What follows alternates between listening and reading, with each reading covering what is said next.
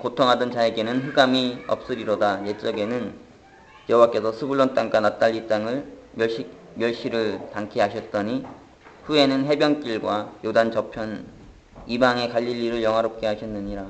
흑암에 행하던 백성이 큰 빛을 보고 사망의 그늘진 땅에 거하던 자에게 빛이 비치도다. 주께서 이 나라를 창성케 하시며 그 즐거움을 더하게 하셨으므로 추수하는 즐거움과 탈취물을 나누는 때의 즐거움이 그들이 주의 앞에서 즐거워하오니 이는 그들의 무겁게 맨 멍에와 그 어깨의 채찍과 그 앞제다의 막대기를 꺾으시되 미디안의 날과 같이 하셨음이니이다.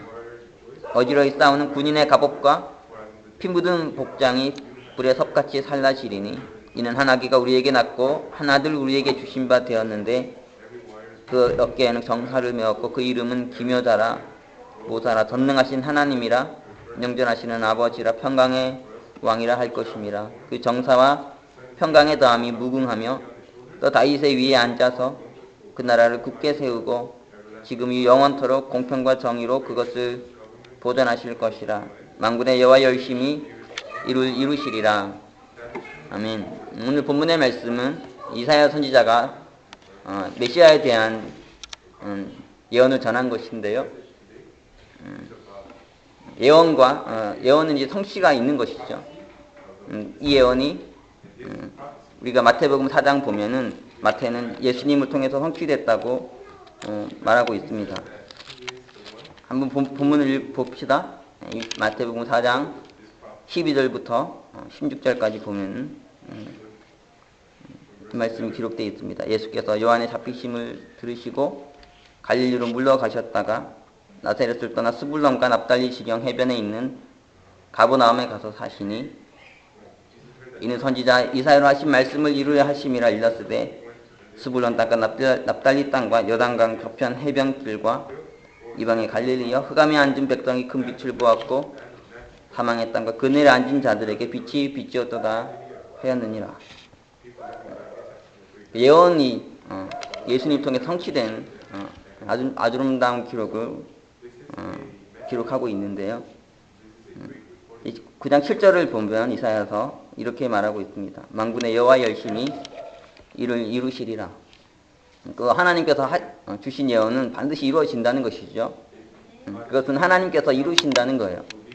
인간의 힘으로, 인간의 능력으로 이루는 것이 아니라 하나님께서 당신의 열심으로 그것을 이루어내십니다. 또 우리가 하나님 주신 예언을 사랑해야 되겠고요. 또 그것을 반드시 이루신다는 것을 붙들고 살아야겠습니다. 그런데 이제 구체적으로 이제 예언을 한번 보면은 1절에 이렇게 말하죠. 고통당하던 자에게 흑암이 없을 것이라 하셨습니다. 이런 예언이 이제 예수님 통해 다 성취가 되는 거죠. 우리 인생에 고통이 있다 하더라도 우리가 예수님을 바라보면은 우리가 예수님을 영접하면 우리 인생 흑암이 없어진다는 거예요.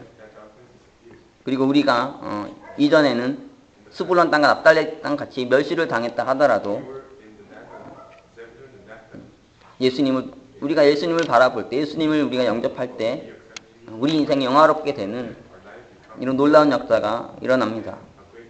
스불론과 납달리 땅, 우리가 출애굽기 전에 창세기 한번 봅시다. 창세기 한번 보면은 스불론과 납달리에 대해서 이 야곱이 주었던 아름다운 예언이 있습니다.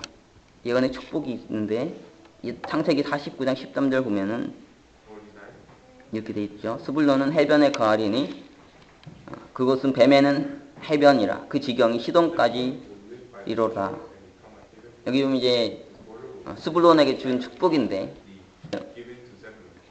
그리고 21절 보면은 납달리에 대한 예언인데요. 납달리는 노인 안사슴이라 아름다운 소리를 바라는도다. 사실은 이제 스불론과 납달리라는 이 둘에게 주어진 아름다운 예언이긴 한데요. 이스라엘 역사를 보면은 사실은 이제 거의 주목받지 못했던 여러분도 잘 알지도 못하는 그런 지파입니다. 흔히 뭐 레위 지파, 뭐 유다 지파, 그 다음에 뭐 에브라임 지파 이런 얘기 많이 들어봤잖아요. 베냐민 지파. 그런데 이제 스불론 지파, 납달리 지파 하면은 이제 별로 모르는 지파죠. 이 출생도 그 어머니가 한 명은 레아고 한 명은 이제 빌하라는 라헬의 몸종이었던 빌하를 통해서 난 그런 사람들이었어요. 어쨌든 근데 이들이 이제 땅을 받았는데 어디를 받았냐면은 이 북쪽을 한 명은 이제 갈릴리 쪽을 받고 이게 납달리 지파 그쪽이 받고 스불론은 북쪽에서도 이제 해변 쪽으로 이렇게 받았어요. 그런데 이제 그 땅이 위치가 북쪽이다 보니까 당시에 이제 남쪽에는 팔레스틴의 남쪽 지방에는 강대국인 애굽이 있었잖아요. 그 북쪽에는 메소포타미아 문명을 중심으로 해서 아주 강한 강대국들이 많이 일어났습니다. 뭐 아수르나 뭐 바벨론이나 페르시아나 이후에는 헬라도 일어났고요. 헬라는 이제 물론 유럽 쪽에 생기긴 했는데 북쪽에도 생긴 문명들이죠. 강대국들이고 그리고 로마까지 일어나서 그들이 이렇게 공격해 들어오면은 가장 먼저 어디를 짓밟고 들어오겠어요? 이 북쪽이죠. 그러니까 북쪽인데 스불론까지 납달린 거예요. 그러니까 여기를 계속 짓밟으면서 이렇게 들어왔던 거죠. 그래서 밟히고 또 밟히고 당했던 곧 스불론과 납달리 땅이었습니다. 그래서 여호와께서 그 땅을 멸시를 당하게 하셨다 이렇게 표현하고 있어요. 그러니까 슬픈 역사가 있는 거죠. 남유다나 북이스라엘의 역사를 우리가 쭉 보면은 그들은 늘 약소국이었고요. 그리고 계속해서 침공당하고 공격당했던 그래서 그들 안에 있었던 소망은 뭐냐면 이런 약소국에서 벗어나가지고 강대국이 되는 거였어요. 다윗과 같은 아주 위대한 왕이 나타나서 이 정치적이고 군사적인 메시아가 나타나서 그들을 강대국으로 만들어서 더 이상 이렇게 짓밟히지 않도록 그렇게 강대국으로 살 수 있는 그런 한 시대가 오기를 갈망하는 마음이 그들 안에 있었습니다. 그러니까 이제 성경 보면은 이 팔레스틴이라는 땅이 젖과 꿀이 흐르는 땅이라고 말하고 있지만은 실제로 보면은 전쟁의 땅이었죠. 그렇죠. 전쟁의 땅이었고 죽음의 땅이었고 피 흘림의 땅이었고 말할 수 없는 고난을 당했던 그런 땅이었어요. 그러다 보니까 이 팔레스틴 백성들의 이스라엘 백성들의 간절한 소망이 무엇이었냐면 이 전쟁이 그치는 시대가 오는 것이었습니다. 이사야서 2장 4절 보면요. 2장 4절 한번 봅시다. 이런 말씀이 있죠. 그가 열방 사이에서 판단하시며 많은 백성을 판결하시리니 우리가 그 칼을 쳐서 보습을 만들고 그 창을 쳐서 낫을 만들 것이며 이 나라와 저 나라가 다시는 칼을 들고 서로 치지 아니하며 다시는 전쟁을 연습지 아니하리라. 마지막 때가 돼서 모든 전쟁이 사라지고 칼과 창으로 서로를 찌르고 죽이고 했던 이 모습을 다 내려놓고 보습을 만들고 낫을 만들어서 평화롭게 살아가는 이런 시대를 갈망했습니다. 이 소망이 있었죠. 그리고 인사도 보면 이제 샬롬으로 인사를 하면서 그들이 서로의 다음날 이제 안 죽고 얼굴 볼 수 있으면은 그것이 다행이었던 샬롬 안녕하십니까 안 죽으셨네요. 그래도 무사하게 하루를 보내셨군요. 이렇게 인사했던 그런 땅이 남유다하고 이스라엘 땅이었고요. 그리고 특히 이제 스불론과 납달리라고 하면 이제 그 의미가 오는 거죠. 그 이런 이제 고난과 멸시를 당했던 역사 속에서 이게 제가 설명했지만은 그들의 소망은 다윗과 같은 왕이 일어나는 거였어요. 그래가지고 더 이상 이렇게 짓밟히지 않도록 더 나아가서 자신들이 강대국이 돼서 세계 위에서 호령하는 이런 소망을 가지고 살았습니다. 그런데 오늘 우리가 이제 예언을 보면은 오시는 메시아는 그런데 어떤 분이냐? 다윗과 같은 이런 정치적이고 군사적인 메시아인가? 아주 슈퍼맨 같은 영웅 같은 그런 사람인가? 그것이 아니고 그는 한 아기라고 표현이 되어 있습니다. 영어 성경에는 이 child라고 되어 있는데요. 아기든 뭐 어린 아이든 뭐 비슷한 의미죠. 이 예언이 상당히 낯섭니다. 여기 보면 이제 3절부터 쭉 읽어보세요. 주께서 이 나라를 창통케 하시며 그 즐거움을 더하게 하셨으므로 수수하는 즐거움과 탈취물을 나누는 때 즐거움 같이 그들이 주 앞에서 즐거워하오니 이는 그들의 무겁게 맨 멍에와 그 어깨의 채찍과 그 압제자의 막대기를 꺾으시되 미디안의 날과 같이 하셨음이니라. 어지러이 싸우는 군인의 갑옷과 피 묻은 복장이 불 앞에 섭같이 살라지리니. 그러니까 전쟁이 끝나고 승리하는 이 소망이 그려져 있잖아요. 이 모습과 이 아기의 모습은 어울리지가 않아요. 무슨 아기가 이런 일을 할 수 있겠습니까? 그런데 이사야 선지자는 이런 아주 역설적인 예언을 주고 있죠. 한 아기가 태어날 것이고 그를 통해 전승하고 오는 이 한 시대가 오게 될 거라는 거예요. 우리가 마태복음 봐도 그렇고요. 그래서 그 메시지의 핵심이 늘 여기 가 있잖아요. 우리가 마가복음도 제가 봤었는데 마가복음에는 성탄이 기록되어 있지 않은데요. 마태복음과 누가복음 보면은 예수님의 성탄을 기록을 하고 있습니다. 아기로 태어난 그 모습부터 그리면서 이 이사야 선지자의 성취로 오신 예수를 그리고 있잖아요. 특히 누가복음 2장 한번 보면은 누가복음 한번 보십시오. 누가복음 2장 11절 12절 보면 이렇게 되어 있습니다. 제가 본문을 읽겠습니다. 오늘날 다윗의 동네에 너희를 위하여 구주가 나셨으니 곧 그리스도 주시니라. 너희가 가서 강보에 쌓여 구유에 누인 아기를 보리니 이것이 너에게 표적이니라 하더니. 그러니까 그리스도의 표적을 하나님께서 주실 것인데 그 표적은 무엇냐면 구유에 누인 아기라는 거죠. 이 아기를 보면 그가 그리스도이신 것을 주이신 것을 믿으라 알라 이렇게 말하고 있습니다. 왜 그런데 아기를 강조하겠습니까? 우리가 오늘은 이것을 한번 묵상해 볼 필요가 있는 것 같아요. 성탄을 앞두고 있는데 다른 역으로 보면 우리도 아기처럼 되어야 된다는 것이죠. 그래야 예언의 성취가 이루어지는 것입니다. 왜 아기를 강조하겠습니까? 아기는 세상에서 가장 약한 존재잖아요. 전혀 남을 공격하지도 못하고 오히려 공격을 당하고요. 남이 공격하면 아무것도 하지 못하고 무기력하게 죽임을 당할 수밖에 없는 세상에서 정말 가장 연약한 존재가 아기죠. 어린아이들이죠. 예수께서 메시아는 이런 모습을 가진다는 거죠. 그리고 이들은 의존적이죠. 절대적으로 부모에게 의존합니다. 아기는 절대로 혼자 설 수 없어요. 혼자 살지 않습니다. 그래서 그 부모와 연합돼서 살아가는 것이 아기잖아요. 아기는 정말 순수하고요.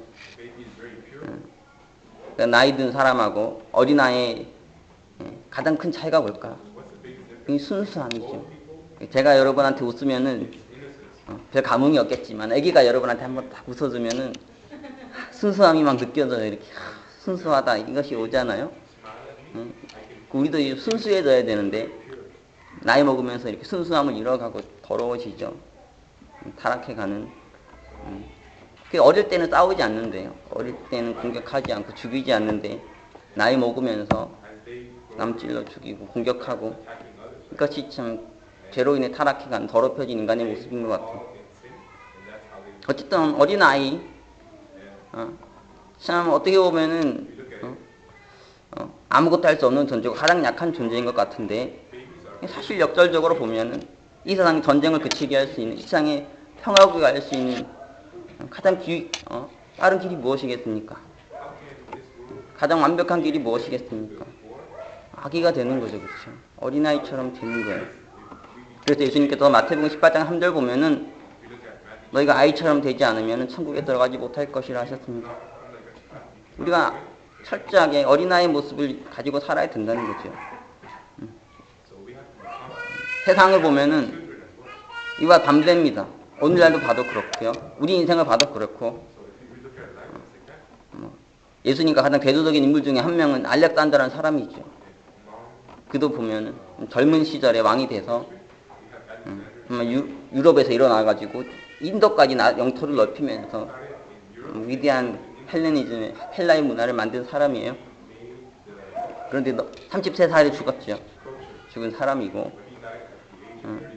하지만 그가 이룬 업적이 너무나 크기 때문에 왕을 흔히 왕하면 알렉산더만이 떠올립니다.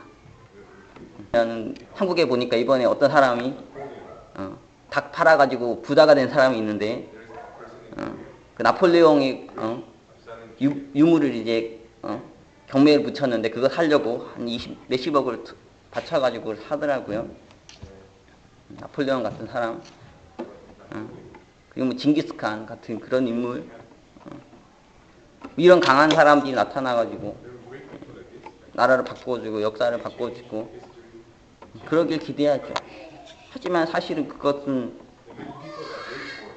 되게 아이러니한데요. 그런 사람이 일어나면 일어날수록 역사는 더 피바다가 되고 세상이 더 전쟁이 끊이지 않게 되고 평화가 사라지게 되는데 우리 안에도 그런데 이런 모습이 있는 것 같아요. 아기가 되려고 하기보다는 강해지려 하고 똑똑해지려 하고. 예수님은 어땠냐면 아기로 오셨죠. 메시아는 그리스도는 하나님의 아들은 아기의 모습으로 이 땅에 오셨습니다. 무기력한 모습으로 남을 공격하지 않고 힘과 권세를 남용하지 않고요. 온유와 겸손으로 온 땅을 다스리고 교회를 다스리고 영혼을 다스리는 그런 모습으로 오셨어요. 그분의 가르침을 보면은 너무너무 무기력한 모습을 더 많이 볼 수 있습니다. 우리가 마태복음 5장 한번 보면요. 산상수훈인데 아주 세상의 가르침과 다른 가르침들을 이렇게 많이 주고 있습니다. 마태복음 5장 38절부터 제가 한번 본문을 읽어보겠습니다. 또 눈은 눈으로 이는 이로 갚으라 하였다는 것을 너희가 들었으나 나는 너희에게 이르노니 악한 자를 대적지 말라. 누구든지 내 오른뺨을 치거든 왼편도 돌려대며 또 너를 송사하여 속옷을 가지고자 하는 자에게 겉옷까지도 가지게 하며 또 누구든지 너로 억지로 오리를 가게 하거든 그 사람과 심리를 동행하고 내게 구하는 자에게 주며 내게 꾸고자 하는 자에게 거절하지 말라. 이 예수님 말씀대로 사는 것은 정말 바보가 되는 겁니다. 정말 연약한 자, 무기력한 자가 되는 거죠. 그가 내 오리뺨을 치는데 나도 그에게 보복할 수 있지만 예수님은 보복하지 말고 왼뺨도 돌려대라 하셨어요. 내 속옷을 가져가려고 하는 자에게 겉옷까지도 주고 너한테 억지로 짐을 메고 오리를 가자고 하는 자에게 심리를 가주라 하셨습니다. 여기까지는 그런데 조금 노력해 볼 수 있을 것 같아요. 42절이 어렵습니다. 내게 구하는 자에게 주며 내게 꾸고자 하는 자에게 거절하지 말라. 이런 사람 만나고 싶어요. 만나서 꿀 것도 많고 구할 것도 많은데 얼마나 어렵습니까? 세상에 이런 가르침을 가르친다는 게 참 말이 안 되는 것이죠. 그리고 43절로 보면 또 내 이웃을 사랑하고 내 원수를 미워하라 하였다는 것은 너희가 들었으나 난 이것 너희에게 이르노니 너희 원수를 사랑하며 너희를 핍박하는 자를 위하여 기도하라. 원수도 이웃뿐 아니라 원수까지도 사랑하라고 하셨어요. 그들 위해서 기도하라고 하셨습니다. 진짜 어려운 가르침이잖아요. 예수님 보면 말씀대로 사셨죠. 그렇죠. 이렇게 하셨어요. 가장 결정적으로 이 모습이 십자가에서 드러났죠. 예수님 하나님의 아들로서 십자가를 피할 수도 있었고요. 예수님은 십자가에 못 박아 죽이려는 자들과 맞서 싸울 수도 있었습니다. 당시 예수님을 죽인 두 세력이 있죠. 하나는 로마라는 정치적인 권력이고요. 또 하나는 유대 종교 지도자라는 이 종교적인 권력이었습니다. 그들이 칼과 창을 들고 그들의 권력과 힘을 가지고 예수를 죽이려고 달려들었죠. 예수님은 어떠셨냐면 한번 제자들하고 추실어가지고 공동체의 사람들 다 모아가지고 마지막으로 결사항전하다가 장렬하게 죽으신 게 아니었어요. 아주 그냥 한번 힘 한 번 안 써보고 그냥 죽임 당하셨어요. 아기가 또 이런 아기가 없죠. 그렇죠? 어린아이도 이런 어린아이가 못 씁니다. 그러나 이 예수님의 모습 속에서 진정한 강함이 있는 거죠. 역사를 바꿀 수 있는, 세계를 변화시킬 수 있는 인간을 바꿀 수 있는 힘이 있다는 거예요. 그리스도인들은 이것을 아는 자들입니다. 이것을 볼 수 있는 자들이에요. 인류 역사에서도 돌아보면은 예수님의 모습을 닮은 사람들을 역사 속에서 조금씩은 볼 수 있어요. 완벽하게는 같진 않지만 한 인물, 몇 가지 인물 예를 들면은 인도에는 이제 간디라는 사람이 있는데요. 여러분 간디라는 분이 사진 한번 봤습니까? 보면은 저처럼 생겼어요. 호리호리하고 말이죠. 근데 이분이 어땠냐면 영국을 인도에서 물러가게 만들었잖아요. 여러분이 실감이 안 날 수 있습니다. 물론 영국이 좀 신사의 나라이긴 하지만 그래도 강대국이고 특히 이제 인도를 지배할 당시쯤 가면은 오늘날은 이제 미국이 세계 최강대국이지만 그때 당시는 영국이 세계 최강대국이었죠. 해가 지지 않는 나라라 했습니다. 온 세계에 막 호주를 넘어가지고 정말 많은 땅을 차지하고 정복하고 그러니까 정말 대단한 솔직히 오늘날 미국보다 더 강한 힘을 가지고 있었다고 봐도 무방할 것 같습니다.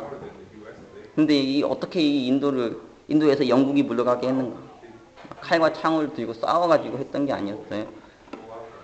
비폭력 무저항 운동을 벌여서 이 영국이 물러가게 했잖아요. 미국에도 이제 마틴 루터 킹이라는 아주 훌륭한 흑인 목사님이 계신데 저는 오늘날 미국이 회복이 되려면 치유가 되려면 이런 목사님이 더 필요한 것 같다는 생각을 합니다. 저는 이분의 전기를 읽으면서 아주 큰 감동을 받았고 이 흑인들 중에서 오늘날 이런 지도자가 나와야지 될 텐데 그런 생각을 여러분도 많이 아는 분은 알겠지만 저도 사실 이제 미국 와 보니까요 흑인들이 좀 심하긴 합니다. 흑인들이 한국인도 좀 심하고 라틴 사람도 좀 그렇지만은 흑인 분들하고 참 쉽지 않아요. 어려움이 있고 오늘날 막 미국에 많이 일어나는 범죄들과 뭐 이런 것 흑인들이 많이 연계가 돼 있죠. 그래서 많은 사람들 흑인들 무시하고 이렇게 차별하는 이런 모습이 없지 않은데 하지만 그렇다고 해도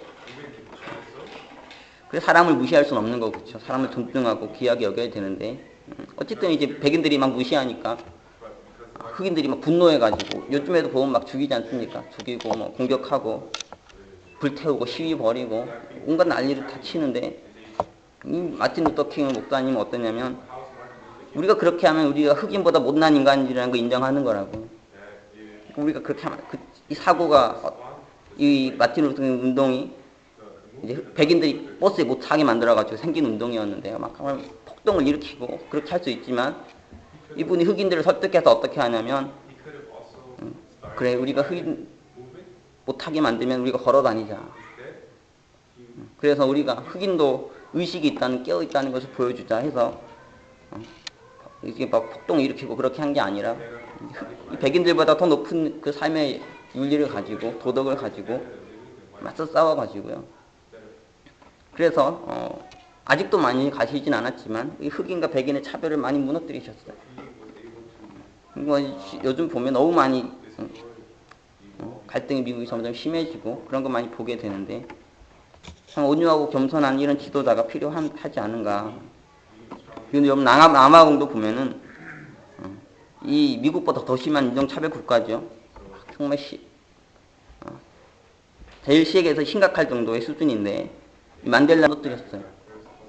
만델라가 이제 그 흑인들의 지도자로 이렇게 부상해서 하니까 이제 남아공에서 그 백인들이 감옥에 집어넣어가지고 사람들한테서 단절시키고 지배하려고 그러고 했는데 결국은 이제 그 세계 언론이 보도되고 해가지고 석방이 됐어요. 그리고 대통령까지 돼가지고 백인들이 벌벌 떨었습니다. 만델라가 보복할까봐. 그런데 전혀 보복하지 않고 다 용서하고 흑인과 백인이 이렇게 하나 되게 하는. 그래서 그분이 돌아갈 때 보니까 막 남아공 사람들이 다 그 기념하면 다 길에 뛰쳐나와가지고 수백만 수천만 명의 사람들이 그 가는 길을 환영한다고 해야 되나요? 그 보내는 그 길에 참여하는 걸 봤습니다. 그리고 지금도 이분을 기억하면서 이런 거 보면은 정치인이나 군사 지도자가 세상을 바꾸는 게 아니죠. 그들이 바꾸는 것도 물론 있긴 하지만, 그러나 참 아기 같은 사람들이 비폭력과 무저항의 정신을 가지고 예수의 정신을 가지고 사는 사람들이 역사를 바꿔내는 거죠. 사람을 바꿔내는 거고. 물론 이제 약한 자가 힘이 없어서 약해지는 것은 뭐 그런 경우도 있죠. 그러나 강한 자가, 힘이 있는 자가, 권력이 있고 능력과 지혜도 있는 자가 약해지는 게 참 어렵습니다. 그러나 그 약해지는 게 능력인 거죠. 그 약해지는 게 힘인 것이고요. 그 약해지는 게 지혜이고, 그 약해지는 게 인간을 바꿀 수 있는 길이고, 세계를 바꿀 수 있는 길이고, 역사를 바꿀 수 있는 길입니다. 우리가 오늘날 보면 왜 이렇게 세상이 힘든가? 왜 내 인생이 힘든가? 왜 우리 가정이 이렇게 힘든가? 왜 이렇게 내 사역이 힘든가? 저는 오늘 말씀 묵상하면서 그 해답을 발견했습니다. 그것 우리가 너무 강해서 그렇다는 거예요. 너무 똑똑해가지고, 너무 힘이 세져가지고 그렇다는 거예요. 그래서 아기의 모습이 아니라 늘 왕이 되려고 하고 정복자 되려고 하고 위대한 장군이 돼가지고 세계를 호령하고 그러나 진정한 힘이라는 것은, 진정한 능력이라는 것은 강한 자가 약해지는 데서 그들이 온유와 겸손함을 가지고 살아가는 데서 오는 것 같습니다. 우리가 이 성탄절을 맞아서 이 예수님의 모습, 아기의 모습을 다시 한번 깊이 묵상해 보길 바라고요. 그런 모습을 덧입을 수 있기를 기도합니다. 세상에서 가장 작고 연약한 자들로, 가장 온유하고 겸손한 자들로 세워지는 그런 은혜가 있기를 기도합니다. 물론 이제 우리는 한 성격이 있으니까요. 쉽지 않죠. 저도 참 힘든 말씀이긴 하지만 7절이 중요합니다. 만군의 여호와의 열심히 이루시리라. 하나님께서 반드시 이 예언을 이루실 것이고요. 우리 삶에서도 이 말씀이 성취되게 하실 것입니다. 그래서 진정한 구원이, 진정한 회복이, 진정한 평화가 우리 인생과 우리 가정과 우리의 교회와 LA와 세계 역사 위에 이루어지게 하실 것입니다. 이 소망을 우리가 굳게 붙들 수 있기를 기도합니다. 성탄절을 맞아서 예언의 말씀 다시 한번 묵상하면서 주님의 오심을 깊이 생각했으면 좋겠고요. 그리고 참으로 주님처럼 온유하고 겸손한 아이의 모습을 가지고 연약하지만 정말 강인한 이 모습을 가지고 세상을 변화시키는 그런 저와 여러분이 되기를 기도합니다. 기도하겠습니다. 사랑의 주님, 한 아기를 우리에게 주신다 하셨습니다. 그 아기로 오신 주께서는 한없이 연약하시고 한없이 온유하시고 하신 모습이셨고 또 그렇게 세상을 다스리셨습니다. 주님, 우리가 이 세상 가운데 구원자를 갈망하며 늘 강하고 힘 있는 모습으로 정치적이고 군사적인 지도자로 주께서 오셔서 우리 인생을, 이 역사를 바꿔주기를 기대하지만 주님은 늘 우리에게 어린아이의 모습으로 오시며 낮아지라, 겸손해지라, 온유해지라, 약해지라 말씀하십니다. 주님, 우리가 이 말씀을 다시 한번 깊이 마음에 새기게 해주시고 이 땅에 끊이지 않고 일어나는 전쟁과 죽음의 역사를 끝장내고 참된 평안과 안식의 세계를 열어낼 수 있도록 하여 주시옵소서. 만군의 여호와 열심히 이를 이루신다 하셨습니다. 우리가 주님의 이 절대적인 주권을 굳게 신뢰하게 하여 주시고 어떤 이 하나님의 열심을 가지고 이 땅 가운데서 주님께서 주신 귀한 예언을 이루어가는 저희의 삶이 될 수 있도록 인도하여 주시옵소서. 오늘 크리스마스 이브 귀한 말을 맞이해서 귀한 말씀 듣게 하시고 주님의 오심의 의미를 깊이 묵상할 수 있게 하셔서 감사합니다. 주님의 오심을 준비하고 찬양하는 하루가 되게 하시고 우리에게 오신 주님을 기뻐하고 감사하는 은혜를 내려 주시옵소서. 귀한 말씀 허락하셔서 진실로 감사드리며 예수 그리스도 이름으로 기도합니다. 아멘. 이제 찬송가